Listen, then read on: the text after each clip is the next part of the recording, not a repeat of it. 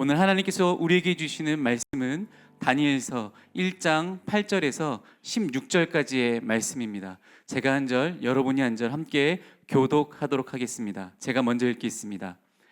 다니엘은 뜻을 정하여 왕의 음식과 그가 마시는 포도주로 자기를 더럽히지 아니하리라 하고 자기를 더럽히지 아니하도록 환관장에게 구하니 하나님이 다니엘로 하여금 환관장에게 은혜와 긍휼을 얻게 하신지라. 환관장이 다니엘에게 이르되 내가 내 주 왕을 두려워하노라. 그가 너희 먹을 것과 너희 마실 것을 지정하셨거늘 너희의 얼굴이 초췌하여 같은 또래의 소년들만 못한 것을 그가 보게 할 것이 무엇이냐. 그렇게 되면 너희 때문에 내 머리가 왕 앞에서 위태롭게 되리라 하니라. 환관장이 다니엘과 하나냐와 미사엘과 아사랴를 감독하게 한 자에게 다니엘이 말하되 청하오니 당신의 종들을 열흘 동안 시험하여 채식을 주어 먹게 하고 물을 주어 마시게 한 후에 당신 앞에서 우리의 얼굴과 왕의 음식을 먹는 소년들의 얼굴을 비교하여 보아서 당신이 보는 대로 종들에게 행하소서 하매 그가 그들의 말을 따라 열흘 동안 시험하더라. 열흘 후에 그들의 얼굴이 더욱 아름답고 살이 더욱 윤택하여 왕의 음식을 먹은 다른 소년들보다 더 좋아 보인지라. 함께 읽겠습니다. 그리하여 감독하는 자가 그들에게 지정된 음식과 마실 포도주를 제하고 채식을 주니라. 아멘. 모두 자리에 앉으시겠습니다. 이제 담임 목사님 나오셔서 예언의 불꽃, 결단의 은혜라는 제목으로 말씀 전해 주시겠습니다. 할렐루야. 순전한 교회 주일 예배에 참여하신 여러분 모두를 주님의 이름으로 환영합니다. 인사 나누실까요? 사랑하고 축복합니다. 잘 오셨습니다. 잘 오셨습니다. 원래 오늘 본문이 21절까지인데 준비하다 보니까 이 16절까지로 오늘 말씀을 좀 전하면 좋겠고 다음 주에 또 이어지는 말씀으로 함께 은혜를 나눴으면 좋겠다 해서 본문을 좀 줄였습니다. 오늘 말씀 가운데 역사하실 하나님 기대하면서 함께 머무는 시간 되면 좋겠습니다. 기도하고 말씀 전하겠습니다. 하나님, 하나님을 경외하고 하나님을 정말 두렵고 떨리는 마음으로 바라보며 이 말씀을 대하기를 원합니다. 항상 말씀은 많이 대한 말씀이라도 다시 보면 내게 또 다른 면으로 역사되고 다른 면으로 도전되고 다른 면으로 하나님께서 주시는 감동이 있는 줄 믿습니다. 오늘 우리가 참 많이 대한 이 본문 말씀이지만 이 말씀을 통해서 또 다시 내 마음을 두드리시는 주님의 그 두드림을 경험하는 시간 되게 역사하여 주시옵소서. 감사드리며 예수 그리스도 이름으로 기도합니다. 아멘.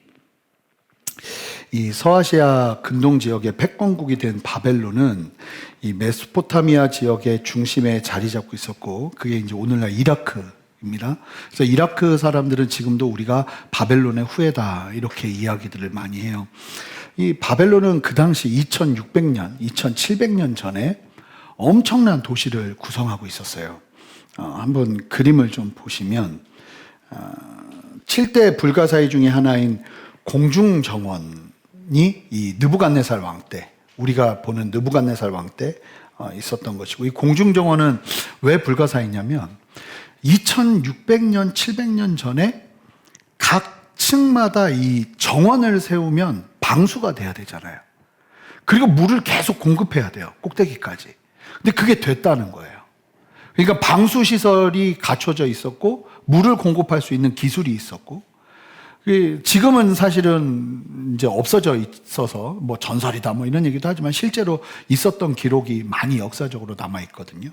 그리고 우리가 너무 잘 아는 이 이슈타르문이라는 아주 상징적인 성벽문을 세우면서 아주 이 건축술이 엄청났던 곳이 이 바벨론이었습니다. 바벨론은 성벽 위에 마차 2대가 동시에 지나다닐 수 있는 그 정도의 아주 강력한 성벽을 구성하고 있었고, 이 수로와 물들을 관리를 여기가 이 광야 지역이에요. 근데 물을 관리하고 호수를 만들어서 인공호수로 물을 공급하는 그런 기술을 가지고 있었던 그런 나라가 바벨론이었습니다. 그러니까 이 바벨론이라는 도시 자체가 어마어마했던 거예요. 어마어마했던 거예요. 이 바벨론의 왕은 절대 권력을 가지고 있었습니다. 절대 권력. 게다가 왕을 이제 나중에 우리 다니엘서를 보시겠지만 왕을 신격화합니다. 워낙 제국이 넓었기에 왕을 신격화하면서 이 왕 집중적으로 모이게 하고 그리고는 중앙 집권 체제 아래서 각 지방은 총독과 관리들을 세워서 제국을 아주 탁월하게 관리했습니다. 이 바벨론 이전의 패권국이었던 아수르는 이제 지역을 점령하면 민족 말살 정책을 폈어요. 그래서 민족성 자체를 없애기 위해서 혼혈을 만들어 버립니다. 그래서 북이스라엘도 아수르가 점령했을 때 북이스라엘 사람들을 강제 이주시키고, 그리고 남겨진 사람들은 또 이주된 이방인들이 머물면서 섞이게 만들어요. 그래서 섞인 사람들이 누구예요? 사마리아인들이에요. 그래서 이 유대인들은 이 사마리아인들을 진짜 인간 취급도 안 한 이유가 이제 그런 역사적인 이유 때문이거든요. 그러니까 아수르는 제국을 만들고 나라를 통치하면 나라를 거의 없애버려요. 민족성을 없애버립니다. 그렇게 해서 아수르를 세우는, 그 굉장히 잔인한 사람들이었어요. 물론 바벨론도 그랬지만 이 바벨론은 다른 방식으로 제국을 확장시켜요. 어떻게 하냐면 다문화 수용 정책을 펼칩니다. 여러 민족을 지배하면서도 각 민족의 언어와 문화와 종교의 일정 부분들을 허용하면서 그렇게 나라를 이끈 거예요. 사실은 이 정책이 로마 제국까지 이어집니다. 로마 제국. 사실은 몽골이라는 나라도 제국을 이루면서 했던 것 중에 하나가 이와 같은 정책이었죠. 그러니까 이 바벨론은 아주 다른 차원으로 제국을 형성한 거예요. 그 중에 또 다른 하나가 뭐냐면 엘리트 선발 정책을 펼쳤습니다. 그래서 정복한 나라의 유능한 청소년들, 지난주 말씀처럼 외적으로나 지적으로나 아주 뛰어난 청소년들을 선발해서 바벨론식으로 교육을 시켜서 왕궁의 관리로, 나라의 중앙의 관리로 세우는, 그래서 아주 똑똑한 사람들만 모아서 바벨론화 시켜서 이 바벨론을 강하게 만드는 그런 정책을 펼쳤고, 그 정책으로 인해 수혜를 본 감사한 사람들이 누구냐면 바로 다니엘과 그의 세 친구들이었던 거예요. 유대인들 중에서는. 이렇게 선발이 되면 갈대아인 바벨론의 말과 글을 배우면서 가르침을 받고 왕의 음식과 포도주를 먹으면서 바벨론화 되어야 했고 이름도 개명해야 됐습니다. 완전히 바벨론 이름으로. 그래서 다니엘은 벨드사살, 그리고 다 아시는 것처럼 사드락, 메삭, 아벳느고, 이 완전히 바벨론식 이름으로 바뀌어서 불리게 된 거예요. 그러니까 언어도 식습관도 문화도 그리고 이름까지도 다 바벨론화 시켜서 거기서 이제 이 바벨론의 일꾼으로 세우는 거죠. 어떻게 보면 다니엘에게는 포로로 끌려갔음에도 불구하고 굉장히 놀라운 기회가 펼쳐진 거예요. 그런데 한 가지 아시는 것처럼 느부갓네살 왕이 하사하는 음식을 먹는 게 이게 큰 도전이었어요. 왜냐하면 다니엘은 이제 그 도전 때문에 다음과 같은 결정을 하거든요. 우리가 너무나 잘 아는 8절 말씀 한 목소리로 읽어보겠습니다. 함께 읽습니다. 시작. 다니엘은 뜻을 정하여 왕의 음식과 그가 마시는 포도주로 자기를 더럽히지 아니하리라 하고 자기를 더럽히지 아니하도록 환관장에게 구하니. 여러분, 뜻을 정했다는 말을 원문으로 보면 마음 중심을 분명히 했다는 의미예요. 굳은 결단을 했다는 의미예요. 왕의 음식과 왕이 마시는 포도주로 자기를 더럽히지 않기로 결정했다. 왜 이런 얘기가 나오냐면, 첫 번째, 왕이 하사하는 음식은 유대인들이 먹을 수 없는, 율법적으로 먹을 수 없는 돼지고기나 아니면 말고기나 굽이 달린 짐승들의 음식들, 이런 것들이 나왔을 가능성이 너무나 크고, 그래서 이걸 먹을 수가 없는 거예요, 율법적으로.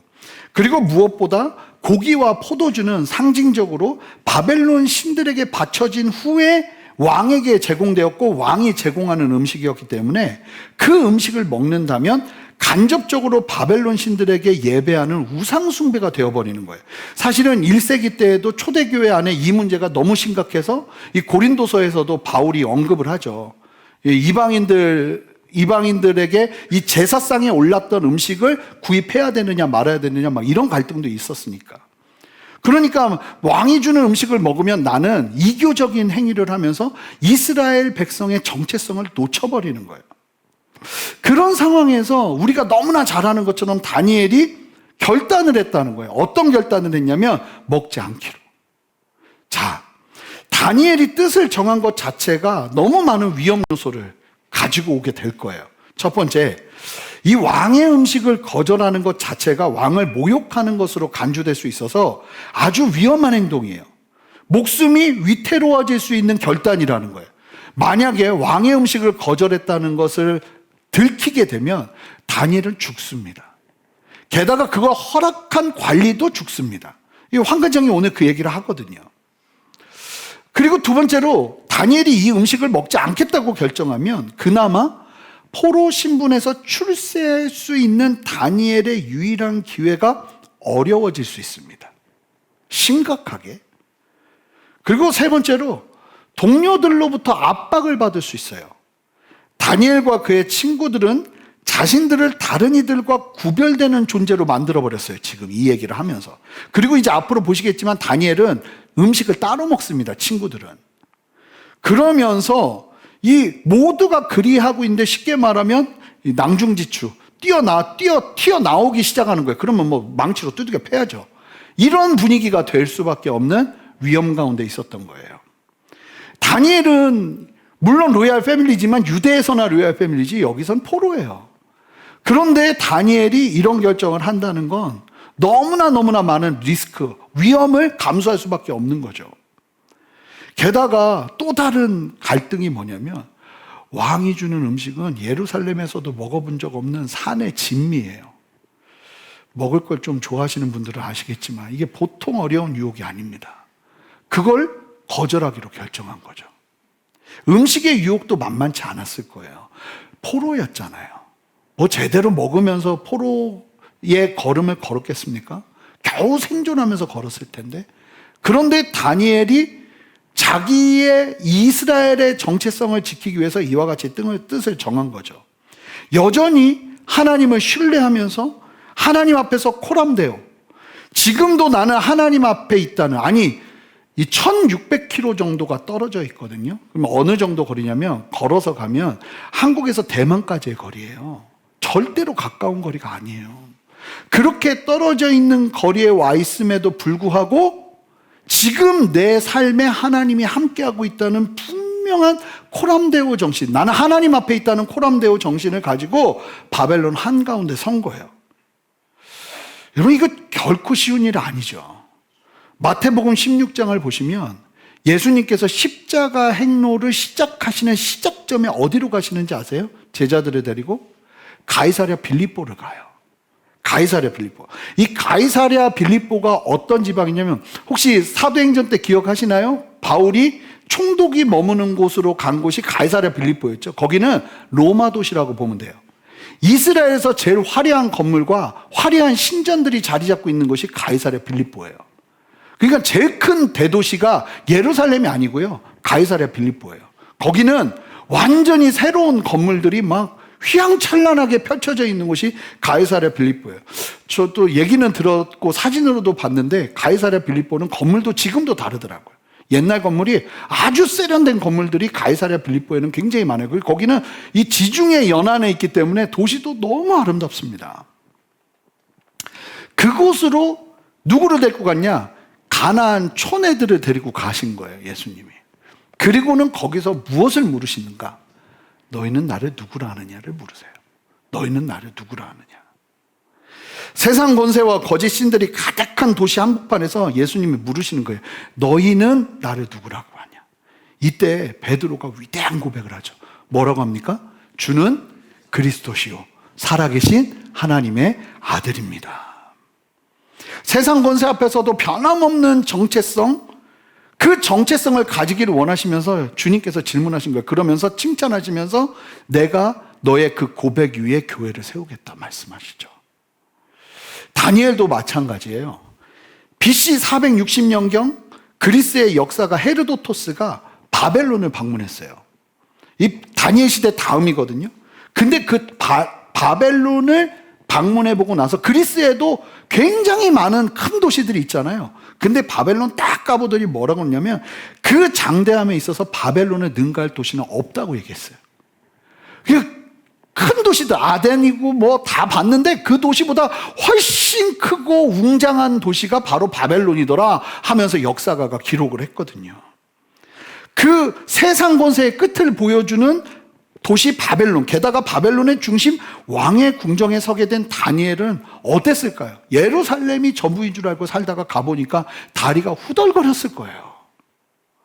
그런데 놀라운 게 뭐냐면 전혀 흔들리지 않고 있다는 거예요. 후덜거려도 마음 중심은 흔들리지 않고 있다는 거예요. 바벨론 사람들은 여호와 하나님에 대해서 관심도 없고 알려고 하지도 않아요. 관심도 없어요. 그럼에도 다니엘은 너무나도 분명한 신앙을 가지고 있어요.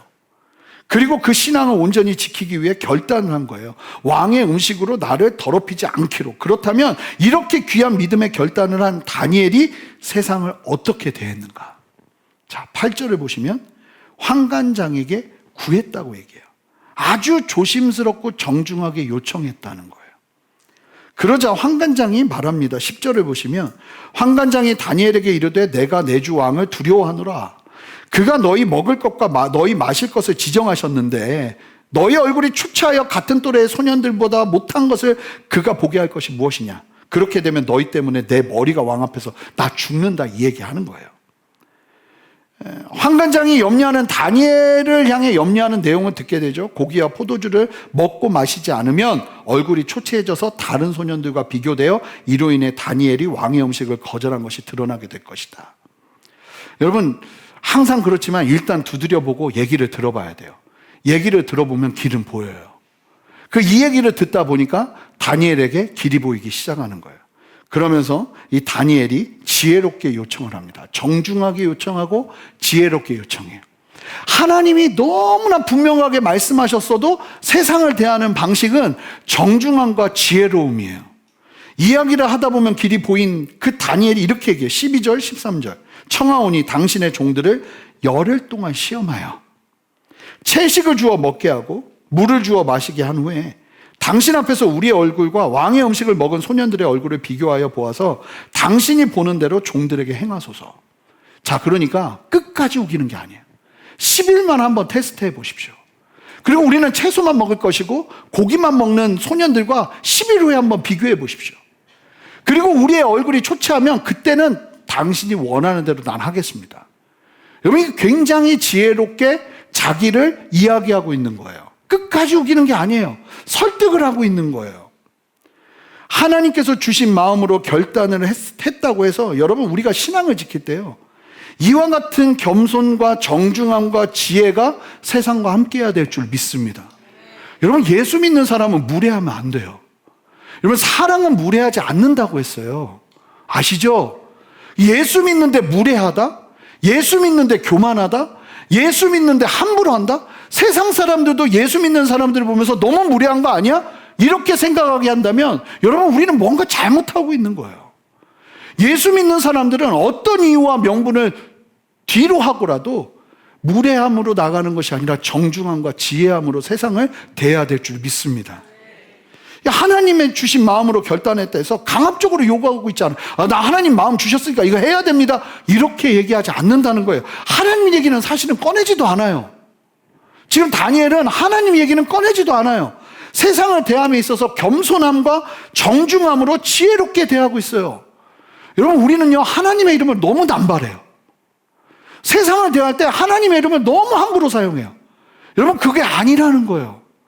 사실은 물론 우리는 예수 그리스도의 향기를 드러내야 되는 줄 믿습니다. 그러나 세상은 예수를 몰라요. 예수님에 대해서 관심도 없어요.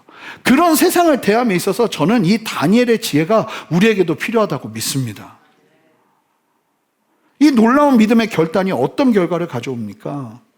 먼저는 여러분 보세요. 하나님 앞에서 뜻을 정하고 지혜롭고 겸손하게 자기의 뜻을 세상 가운데 두드리기 시작했어요. 거칠면 안 돼요. 거칠면. 지혜롭고 겸손하게 공손하게 세상을 향해서 두드렸어요. 제가 정말 억울한 일을 당했을 때 저에게 정말 조언해 주시는 한 분이 너무 중요한 얘기를 하셨어요. 목사님, 아무리 화가 나도 정중함을 놓치지 마세요. 아무리 화가 나도 그 이야기를 이야기하면서 명분이 아무리 높아도 정중함을 놓치지 마세요. 전 그거를 하나님이 저에게 주시는 말이라고 새겼어요. 이게 되게 중요한 거예요. 여러분, 그렇게 하나님 앞에서 뜻을 정하고 방법을 정해서 하나님의 방법으로 나아가니까 어떤 일이 벌어지는가? 여러분 보세요. 첫 번째, 여러분 뜻을 정하는 사람에게 부어지는 하나님의 복은 분명해요. 어제 새벽 말씀도 똑같아요. 하나님이 기적과 한 번도 보지 못한 기적을 보여줄 것이고 너희를 보호할 것이라고 하나님 약속하세요. 그 약속이 지켜지려면 뭘 해야 되냐면 40일 기도를 해야 되고 맨날 예배해야 되고 이런 얘기가 아니라 하나님과의 약속을 지켜야 돼요. 하나님과의 언약 안으로 들어가야 돼요. 그러면 하나님이 우리와 함께 하세요. 여러분 보세요. 뜻을 정하니까 하나님이 일하기 시작하세요. 다니엘의 인생에 하나님이 일하기 시작하는 건 여기서부터예요. 물론 이전에 기록이 안 돼서 모를 수 있을지 모르지만 분명한 건 여기서부터예요. 자, 어떤 일이 벌어지는가? 9절 한 목소리로 읽습니다. 함께 읽습니다. 시작.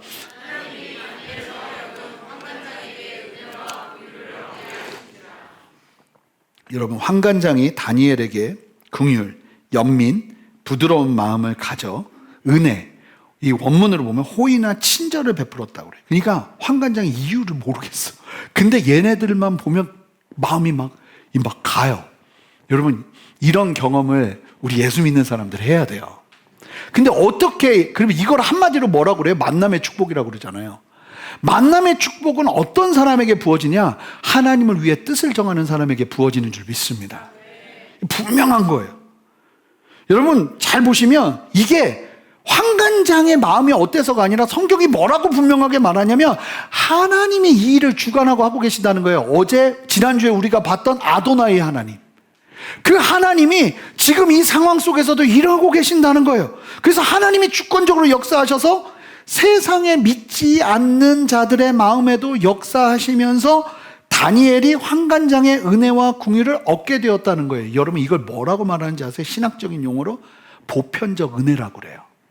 보편적 은혜가 임하기 시작하는 거예요. 이게 뭐냐면 믿지 않는 사람에게 하나님이 간섭하기 시작하는 거예요. 예를 들면 내가 계약해야 되는데 도와줘야 되는 저 사람, 내가 뭔가를 해야 되는데 내 말을 들어줘야 되는 저 사람, 그런데 하나님이 희한하게 그 사람의 마음을 움직여주시는 역사가 일어나게 되는 거예요. 이 보편적인 은혜, 이 보편적인 은혜는 어디서부터 시작되는가? 하나님에게 분명하게 뜻을 정하는 그때부터 시작된다는 거예요. 할렐루야. 여러분, 하나님 안에서 거룩한 뜻을 정하여 나갈 때 보편적인 은혜가 임합니다. 만남의 축복, 관계의 축복을 경험하게 되는 거예요. 진리 안에서 뜻을 정할 때, 믿음의 결단을 할 때 임하는 하나님의 축복 중에 강력한 축복이 만남의 축복이에요. 여러분, 우리의 자녀들이 어린 시절부터 하나님을 위해 뜻을 정한다고 생각해 보세요.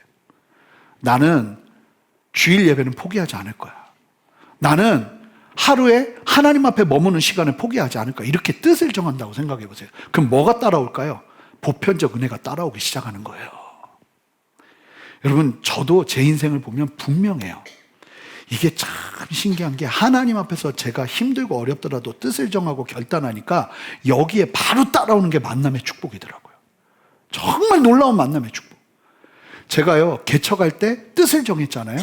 그러고 나니까 여러분들에게 다 말씀을 못 드리는데 어떻게 이런 분을 만났지 하는 분들과의 만남의 축복이 일어나더라고요. 그리고 그분들이 함께 기도하면서 돕기 시작하더라고요. 그리고 그런 분들 중에 또 대부분이 여러분들이시기도 하고요. 만남의 축복이 붙기 시작하는 거예요. 뜻을 정하니까. 뜻을 정하니까 거기에 제가 보니까 사람도 붙고 재정도 붙더라고요. 이게 너무 중요한 거예요. 우리가 왜 인생 속에서 이 만남의 축복, 보편적인 은혜가 함께하지 않는가? 뜻을 정하지 않기 때문이에요. 우리가 물에 물 탄 듯 술에 술 탄 듯 세상을 그렇게 살아내고 있기 때문이에요. 우리가 만약에 하나님 앞에서 담대하게 뜻을 정하고 그렇게 나가기 시작하면 보편적인 은혜가 함께하기 시작하는 거예요. 차디찬 그 포로 생활 한가운데서 따뜻한 하나님의 손길을 환관장을 통해 경험하기 시작하는 거죠. 그리고 보세요. 15절, 16절. 열흘 후에 그들이 얼굴을 더욱 아름답고 살이 더욱 윤택하여 왕의 음식을 먹는 다른 소년들보다 더 좋아 보인지라. 그리하여 감독하는 자가 그들에게 지정된 음식과 마실 포도주를 제하고 채식을 주니라. 15살짜리가 건강식단을 차려서 먹었다고는 생각하지 않아요. 그 당시에. 게다가 아무리 생각해도 분명한 건 여러분 채소 대충 먹으면서 그러면서 하나님이 나에게 힘 주시겠지 그랬을까요? 다니엘은 이걸 지키기 위해서 고기 먹는 것보다 채소를 더 많이 먹었을 겁니다. 그게 얼마나 힘든지 아시죠? 고기보다 채소 더 많이 먹는 게 이게 쉽지 않은 일이에요. 저 요즘 오늘 안 오셨는데 오인규 목사님이 요즘 그 식단 막 이런 거 막 도전 엄청 하시거든요. 만나면 목회자 건강해야 된다고 그러면서 채소를 막 먹어야 된다고 이게 막 식단 이렇게 정해서 막 보내주세요. 그거 먹으려니까 너무 힘들더라고요. 근데 다니엘이요 어떻게 했을까요? 정말 고기 먹는 사람들과 싸우기 위해서 채소를 엄청 먹어댔을 거예요. 그러면서 몸 관리도 엄청 했을 거라는 거예요. 그러자 다니엘과 세 친구들이 자신들을 하나님의 말씀 안에서 지키며 살아갈 수 있는 길이 열리기 시작해. 어떤 일이 벌어집니까? 얼굴이 더 좋아요. 여러분, 세상에서 신앙을 제대로 지키고 살려면 반드시 믿음의 결단을 요구하는 벽을 만나요. 그걸 넘어야 길이 열려요. 근데 거기서 계속 타협하면 길은 안 열려요. 내 길만 열리겠죠. 하나님의 길은 안 열려요.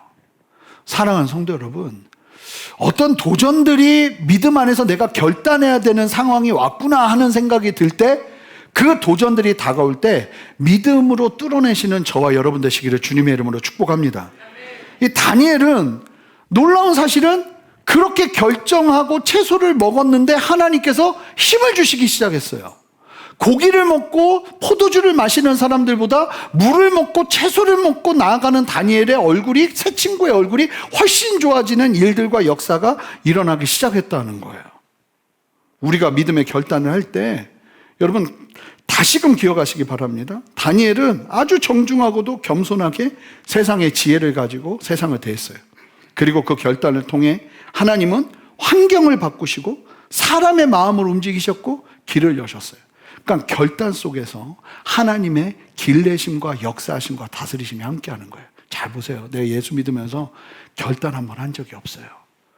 내가 주님 위해서 이거는 끊어야지. 내가 주님 위해서 이건 하지 말아야지. 내가 주님 위해서 내가 예수 믿는 사람으로 이런 삶을 살아야지 하는 결단이 없다면요, 잘 보세요. 그냥 여러분 인생 사는 거예요. 근데 결단이 함께 하잖아요. 그러면 그 결단에 하나님의 보편적인 은혜가 임하고 하나님의 길내심이 임하고 하나님의 역사가 임하는 겁니다. 뜻을 정하는 게 그만큼 중요한 거예요. 여러분, 저와 여러분들 안에 이 뜻을 정하는 은혜가 있기를 주님의 이름으로 축복합니다. 그런데 한 가지 궁금한 사실이 있어요.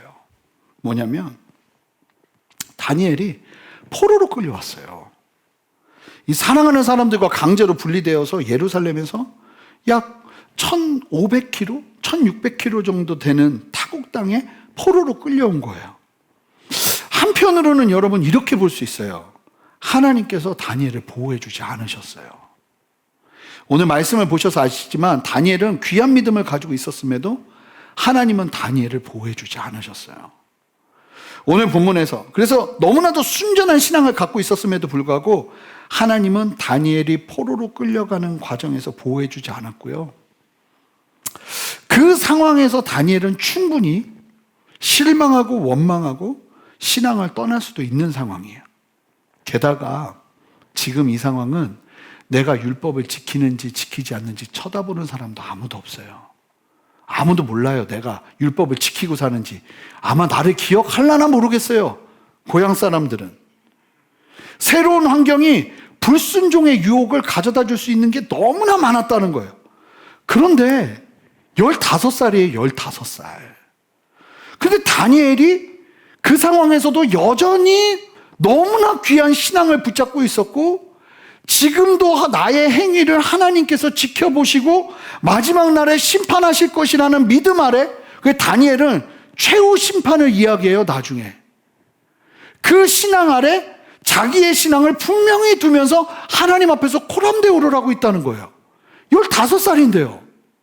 지금 나라가 망했고 우리 집이 망했고 내 길이 망했어요. 나는 포로로 끌려왔어요. 나는 하나님을 사랑하고 있는데요. 그 일이 벌어진 상태에서도 다니엘의 믿음이 연약해지지 않았다는 거예요. 도대체 이해가 되지 않는 거예요. 저희가 보는 서신서에 의하면 남유다에서 믿는 사람들이 없었고 악인들이 횡행했고 하나님은 더 이상 남유다를 붙들 수 없어서 남유다가 멸망의 길로 간 것으로 알고 있었거든요. 그런데 이 다니엘이 뭐란 말이에요? 도대체 다니엘이 어떻게 15살인데 이런 믿음을 가지고 바벨론 땅 한가운데서 이런 정신 나간 짓을 하면서 신앙을 지키고 있냐 말이에요. 도대체 뭐가 다니엘을 이렇게 만든 걸까요?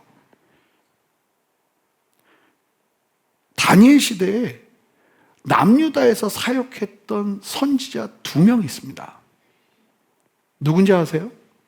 예레미야와 하박국입니다. 예레미야와 하박국.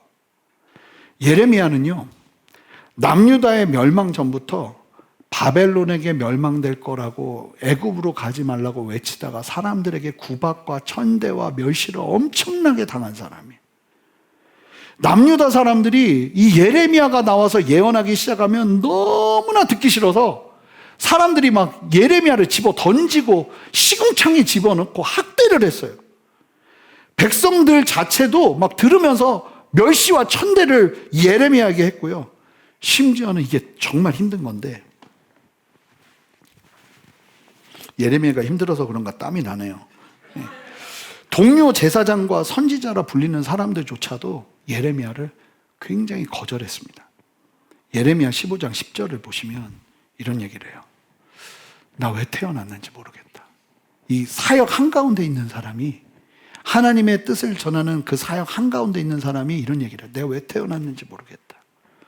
내 인생 저주받은 것 같다. 여러분, 이게 목회자가 이런 얘기하고 있는 거예요. 지금 열심히 사역하고 있는데 사역 한가운데서 나 왜 태어났는지 모르겠다. 내가 내 인생 자체가 저주받은 게 아닐까? 게다가 하나님께서요, 예레미야에게 이런 선지자는 거의 처음 있지 싶어요. 예레미야에게 뭐라고 말씀하셨는지 아세요? 정확하게 결혼하지 마 그랬어요. 그래가지고 너무나 외로운 사역을 해요. 결혼도 하지 않고 하나님이 결혼하지 말라고 그래서. 예레미야의 인생과 사역 전체는 거절, 핍박, 외로움, 무력감, 고난 속에서 하나님의 말씀을 전한 선지자가 예레미야였어요. 쉽게 말해 열매가 없었던 사람이죠. 하박국도 만만치 않아요. 하박국은 아시는 것처럼 시작하자마자 신경질 내면서 하나님께 신경질 내면서 시작이 됩니다. 악인의 형통이 당연시되는 세상에서 하나님께 절규하는 선지자가 하박국 아닙니까? 그런 그가 하나님을 만난 후에 뭐를 선포하기 시작하냐면, 오직 의인은 잘 되는 걸로 사는 게 아니라 믿음으로 말미암아 사는 거라는 걸 남유다에 선포하기 시작해요. 의인은 무화과 나무잎이 마르고 포도 열매가 그치고 감람나무의 소출이 끊치고 외양간에 송아지가 없고 밭에 소출이 없어도 여호와로 인하여 기뻐하고 즐거워하며 믿음으로 사는 거라는 걸 외치기 시작해요. 하박국이 물이 바다를 덮은 같이 여호와의 영광을 인정하는 것이 가득하리라고 고백했던 그 고백은 이스라엘의 멸망이에요. 그런 걸 선포하기 시작한 거죠. 열매가 없는 너무나 외로운 걸음을 걸었던 예레미야와 하박국이었지만, 잘 보니까 그들의 그 처절한 순종과 예언의 외침이 절대로 쓸모없는 게 아니었다는 거예요. 아무리 열매가 없어도 여전히 하나님을 전심으로 붙잡고 다니는 다니엘과 새 친구 같은 사람들이 그 말씀의 열매로 드러나기 시작해요.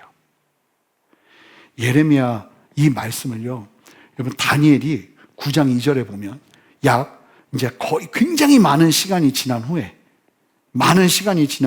이 고레스 왕 앞에서 이 말씀이 선포가 되는데, 우리 함께 다니엘서 9장 2절 말씀 볼까요? 한 목소리 읽습니다. 시작.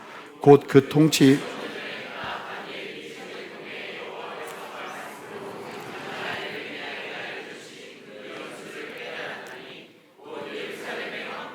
(70년) 만에 그치리라 하십니다. 다니엘이 고백하는 걸 보시면 예레미야 선지자 말을 깊이 묵상하고 있어요, 이미. 그러니까 예레미야와 하박국의 예언의 불꽃이 놀랍게도 이와 같이 다니엘과 같은 사람들이 결단할 수 있는 은혜의 열매로 이어졌다는 거예요. 여러분 잘 보세요. 노아의 외롭고 열매 없어 보이는 소진하기만 했던 방주 만드는 100년이 없었으면 인류는 생존하지 못했어요.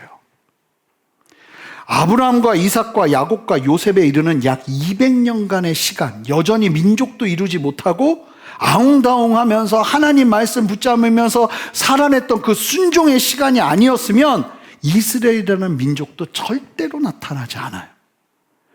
예레미야와 하박국처럼 사실은 이러한 열매 없는 순종의 위대함을 보여주는 분은 누군지 아세요? 바로 예수님이셨어요. 여러분, 예수님 아시잖아요. 3년 반을 생명을 다하는 사역을 하셨지만 마지막에 남은 게 뭐냐면 배신한 제자들을 뒤로하고 걸으셔야 됐던 외로운 십자가밖에 없었어요. 그런데 여러분 아시잖아요. 그게 생명인 거예요. 사랑하는 성도 여러분, 저는 오늘 이 말씀을 통해서 가장 전하고 싶은 한 가지가 무엇이냐면 하나님을 위한 결단과 순종에는 후회가 없다는 거예요. 헛된 것이 없다는 거예요. 내가 하나님 안에서 수고하고 기도하고 간구했는데 내가 원하지 않는 결과가 나와요. 여러분, 그럴 때 우리는 심은 것으로 감사하며 하나님께서 행하실 일들을 기대하는 믿음의 시선을 절대로 놓치면 안 돼요. 믿음의 씨앗이 자랄 것을 믿음으로 바라보는 믿음의 시선이 필요하다는 거예요. 여러분, 우리는요 너무 쉽게 실망해요. 그러지 말아야 해요. 우리의 순종은 반드시 하나님의 나라의 필요를 채우는 줄 믿습니다. 여러분, 절대로 없어지지 않아요. 내가 나 아들을 위해서 기도했는데 왜 내 아들은 이렇게 세상에 드러내기 좀 부족한 것처럼 형편없지? 여러분, 그런 얘기 하지 마시라는 거예요. 여러분들이 정말 하나님의 마음을 가지고 기도했다면 하나님은 반드시 하나님의 열매를 맺으실 거예요. 지금 당장 뭐가 안 보여도 여러분, 예레미야와 하박국은 정말 처절하리 많지 눈앞에 친구조차도 없었던 사람들이에요. 그런데 그 걸음이 얼마나 위대했는지를 다니엘을 통해서 보게 되잖아요. 다니엘은 그냥 떡하니 나타난 사람이 아니에요. 예레미야의 눈물과 예레미야의 피땀과 예레미야의 하나님을 향한 절규의 열매였던 거예요. 보니까 그렇더라고요. 저는 목회자니까 목회자들을 많이 보잖아요. 목회자들 중에 아버지가 목회에서 너무 고생한 분들을 봐요. 자녀들이 달라요. 고생 엄청 했대요. 근데 내가 목회하면서 보면 이들은 달라. 다른 은혜가 있어요. 하나님의 다른 돌보심이 있어요. 저는 기대해요. 내 다음 세대가 누릴 은혜, 내 그 다음 세대가 누릴 은혜. 왜요? 나는 믿음으로 심으니까요.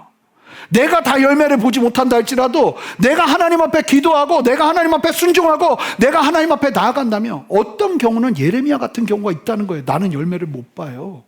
나는 아파요. 나는 힘들어요. 나는 괴로워요. 그러나 헛된 것은 없다는 거예요. 갈라디아서 6장 9절을 보면 보세요. 선을 행하면요 낙심할 일이 찾아와요. 낙심할 일이요. 진짜 신기한데요. 선을 행하면 우리를 격려하는 일이 찾아오는 게 아니고요, 낙심하는 일이 찾아와요. 그래도 포기하지 않고 걸으면 때가 이르면 반드시 거두는 게 선이에요. 그게 뭐예요? 하나님을 따라 순종하는 거예요.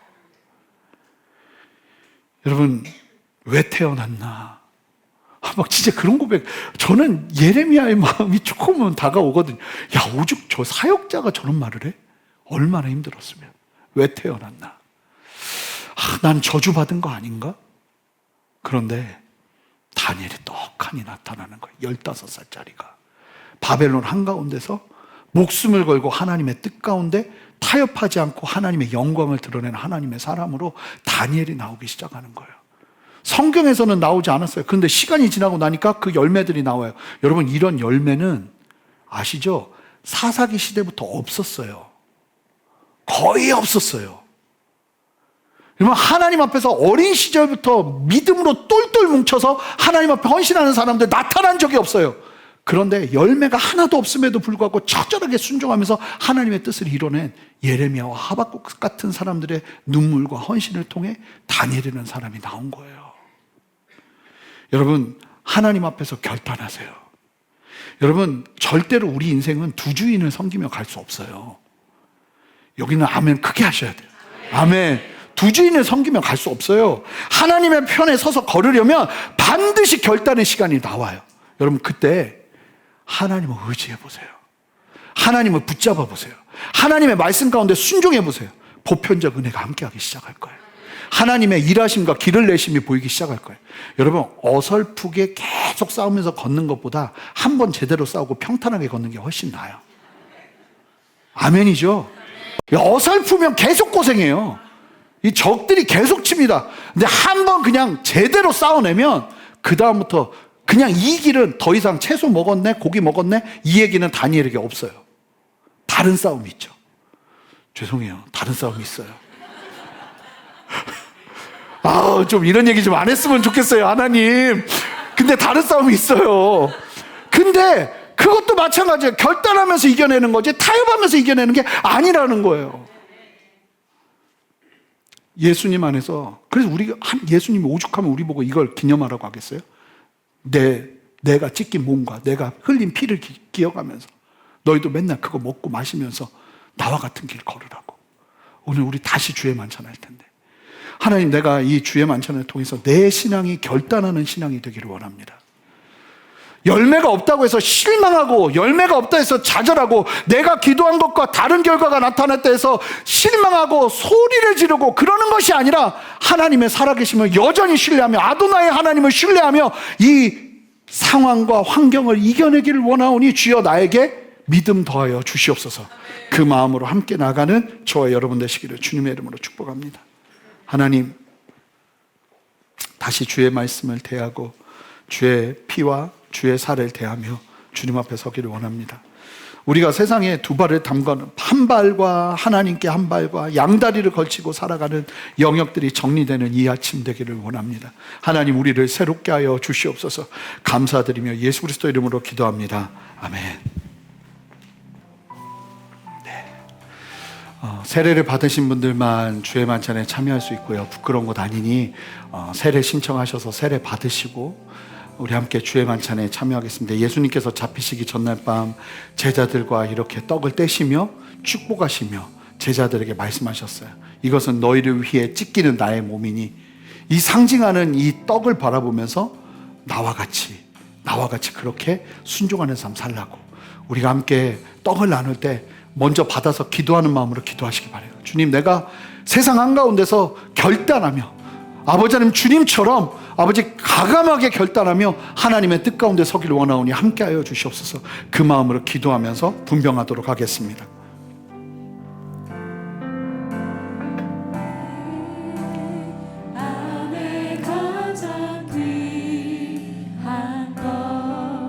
예수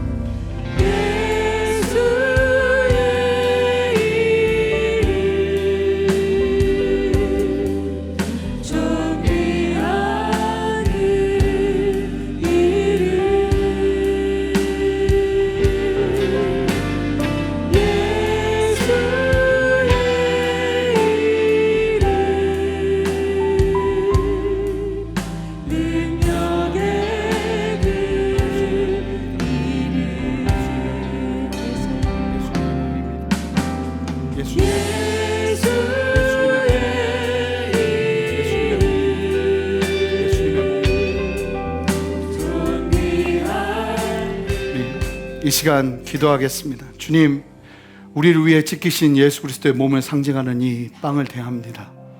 주님, 육적인 섭취에서 머무는 것이 아니라 영적으로도 하나님 우리의 자리에서, 우리의 삶의 자리에서 하나님 믿음의 결단을 하며 주님과 함께 온전하게 서는, 주님과 함께 온전하게 연합하는 그 은혜 누리기를 원하오니 이 떡을 먹을 때 하나님의 은혜로 우리의 마음에 확정된 역사를 허락하여 주시옵소서. 감사드리며 예수 그리스도 이름으로 기도합니다. 아멘. 주의 몸에 동참하시겠습니다.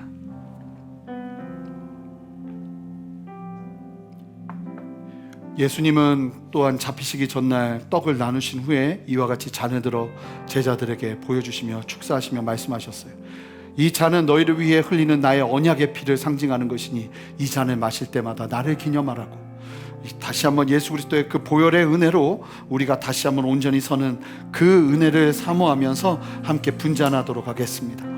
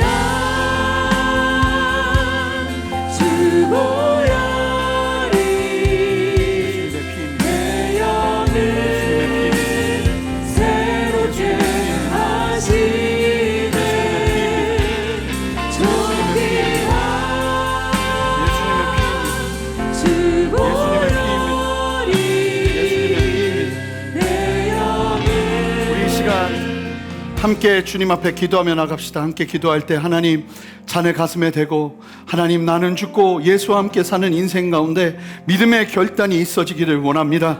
주저하지 않게 하시고 주님 따르는 길, 십자가의 길 붙잡을 수 있는 은혜를 나에게 허락하여 주시옵소서.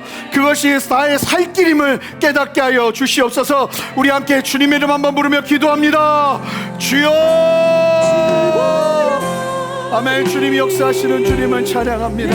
하나님 은혜 베풀어 주셔서, 하나님 역사하여 주셔서, 하나님 은혜 베풀어 주셔서, 하나님 거절하기로 결정하는 은혜와 역사가 일어나게 하여 주시옵소서. 하나님 결단하는 은혜가 일어나게 하여 주시옵소서.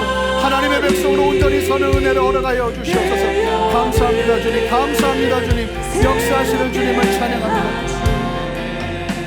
감사합니다 주님. 주님의 말씀 기억하며 세상에 주님 앞에 드리는 순종은 어느 것 하나 버릴 것이 없음을 깨닫고 아버지, 우리의 걸음이 추워도 연약하여지지 아니하고 하나님을 신뢰하며 나아가는 은혜 위에 있기를 원합니다. 주여 역사하시고 우리를 예수의 피와 예수의 그 권세 아래 다시 한번 새롭게 하여 주시옵소서. 믿음의 결단이 있게 하여 주시옵소서. 감사드리며 예수 그리스도 이름으로 기도합니다. 아멘. 함께 주의 잔에 동참하시겠습니다.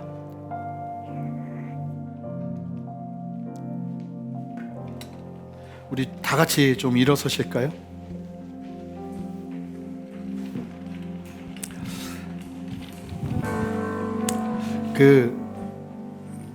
두 가지 기도하고 싶은데요. 첫 번째는 우리가 기도했지만 여러분, 우리 다 좀 눈을 감아 볼게요.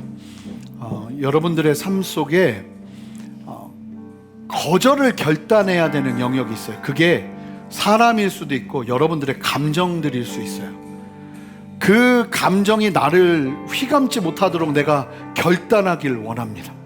하나님, 내가 나를 지키기로 결단합니다.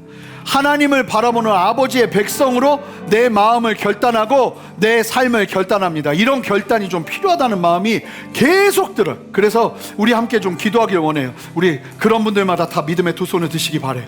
하나님, 내가 결단하며 나갑니다. 하나님 역사하여 주셔서 아버지의 마음으로 아버지 내가 용납하지 않게 하옵소서. 내가 아버지 거절할 수 있는 힘을 주시옵소서. 하나님, 결단하며 나갈 수 있는 믿음의 결단을 허락하여 주시옵소서. 함께 주님의 이름 한번 간절히 부르며 기도합니다. 주여! 하나님, 이 시간 역사하여 주셔서 하나님 안에 믿음으로 결단할 수 있는 은혜를 허락하여 주시옵소서. 두려워하지 않게 하시고 믿음으로 나아가게 하시고 하나님의 마음으로 나아갈 수 있는 은혜를 허락하여 주시옵소서. 허락되는 대로, 일어나는 대로 내 마음을 두지 않게 하시고 하나님 앞에서 담대하게 내 생각과 내 마음을 결단할 수 있는 은혜를 허락하여 주시옵소서. 하나님 붙들어 주시옵소서. 아버지 하나님, 더 담대하게 세워주시기를 원합니다. 내 마음 가운데 강하고 담대한 주님의 마음을 허락하여 주시옵소서. 아버지의 마음을 허락하여 주시옵소서. 두려워하지 않게 하옵소서. 담대하게 하옵소서.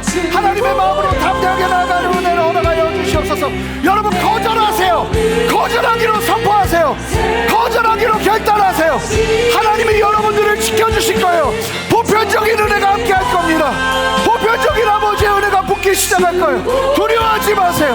하나님 앞에 담대하게 결단하십시오. 할렐루야, 할렐루야. 주님 역사하여 주시옵소서. 이 결정에 힘을 더하여 주시옵소서. 아멘. 우리 한 가지 더 위해서 기도할 텐데, 나라를 위해 기도합시다. 우리 다 같이 두 손을 들까요? 하나님, 이 나라 하나 되게 하여 주시고 이 나라의 분열된 아픔과 상처가 하나님 안에서 아버지를 온전하게 치유되기를 원하고, 이 나라가 하나님 나라를 지키고 아버지 하나님의 뜻을 지키는 길로 온전하게 서기를 원하오니 하나님, 이 나라 붙들어 주시옵소서. 나라를 향한 기도가 멈추지 않게 하여 주시고 이 나라에 나눠진 국렬된 분열이 아버지 국론이 분열된 이 현실을 하나님 안타깝게 여기시는 하나님, 하나 되게 하여 주시옵소서. 하나님으로 나아가게 하여 주시옵소서. 이 결단과 헌신을 위한 기도가 우리 안에도 멈추지 않게 하옵소서. 함께 주님의 이름 한번 부르며 기도합니다. 주여! 하나님이 역사하시는 주님 찬양. 하나님 은혜를 불어주셔서 하나님이 나라 아버지의 뜻 가운데 온전히 설 수 있도록 주여 역사하여 주시옵소서. 하나님이 모든 것이 나의 죄임을 깨닫고 아버지 앞에 무릎 꿇고 엎드리는 역사를 허락하여 주시옵소서. 적이 아니라 사랑해야 될 존재임을 깨닫게 하시고 하나님의 마음으로 하나 될 수 있는 은혜를 허락하여 주시옵소서. 하나님, 이 나라 국위를 여겨주시옵소서. 하나님, 이 나라 국위를 여겨주시옵소서. 아버지 하나님, 어떤 것도 나라를 위한 기도는 땅에 떨어지지 않는 줄 믿사오니 아버지, 이 나라를 하나 되게 하시고 아버지 나눠진 마음들이 아버지 정리되게 하시고 아버지 은혜 위에 담대히 서는 역사를 허락하여 주시옵소서. 새 일을 행하시는 주님의 이름을 높여드리고 주님을 찬양하고, 할렐루야, 주님 역사하시는 주님의 이름을 높여드리고 주님을 찬양하고, 할렐루야, 주님 역사하시고 인도하시고 다스리시옵소서. 할렐루야, 주님 역사하시고 다스리시옵소서. 아멘.